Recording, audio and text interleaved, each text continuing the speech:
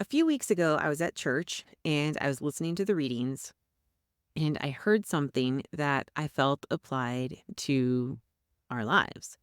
Now, even if you're not religious, hang in there with me. I'm going to show you a historical document. Granted, it is religious, but it's historical to illustrate that selling to your friends and family is the hardest thing to do, right? And this is not just from our perspective recently, this is historically. The story goes, this is the Kim version, by the way, was that Jesus, he was in a synagogue and it was like in his first part of performing miracles. And he goes to perform a miracle. And the people that are there, they know him. They, grew up with him and they're like, "What? We know your family. We know your friends. We know who you are. You've never done this before. Since when did this happen?" Right? Since when did this power get bestowed upon you? And that's again Kim version. But the quote that Jesus says is, "A prophet is honored everywhere except in his own hometown and among his own family." Okay, and so generally what he was saying was that those that were questioning him were the ones that knew him, and that part of the reason why he didn't do the miracles and stuff was because, it was his family, it's his kin. So it was interesting to me, and that kind of struck me because I'm going, if Jesus was complaining about people around him not believing him, then I feel like we shouldn't feel so alone when it's happening to us. And if you're in any groups, like I've paid thousands of dollars to be parts of training and the groups associated with it. And that's like one of the number one complaints I hear is that people are saying, "Oh, my spouse or my siblings or my parents, well, they're not supportive. My friends, they all say that I'm being silly or dreaming."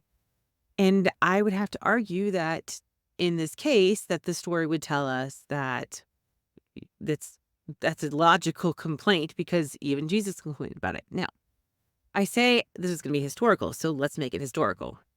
Now, that is a verse from the Bible, and it was read to me in church. So I don't know how old they're using, right?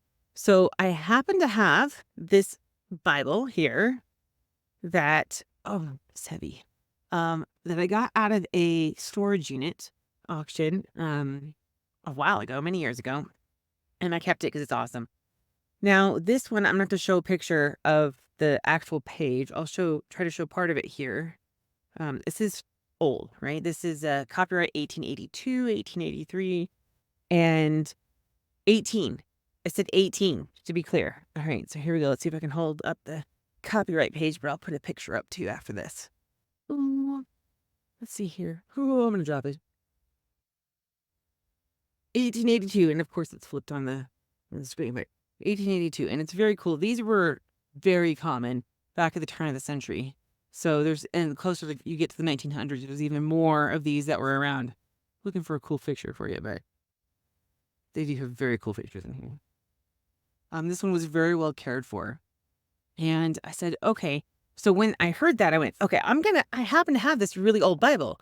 I'm going to go see if it's in this old Bible. Cause things get retranslated. I was like, it is.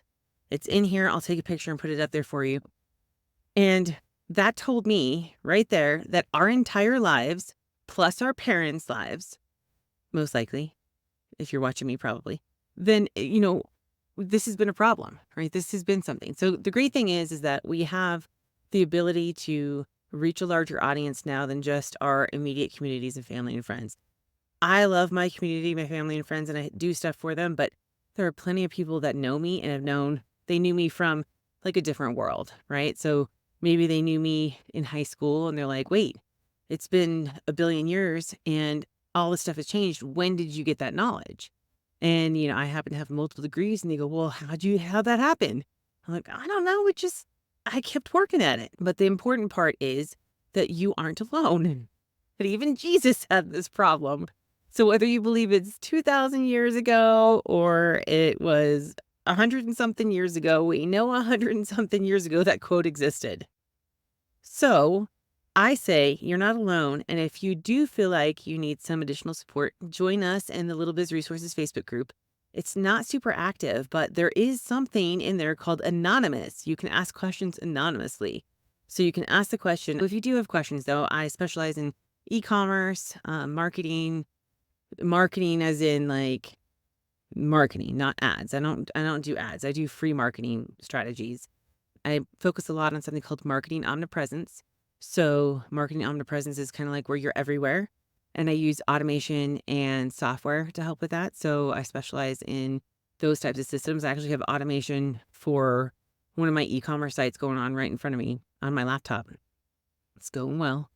And so I do automation, I do software for marketing, for building websites, for e-commerce, marketplaces, etc. So there's a lot of different things. I also help with local marketing, and my sister and I have a local boutique, so we're trying to get that up and going. And I have been slacking, but I got some marketing to do for that one because I know those strategies as well. So if you have questions, hop into the Facebook group, ask questions, and hopefully I'll see you in there.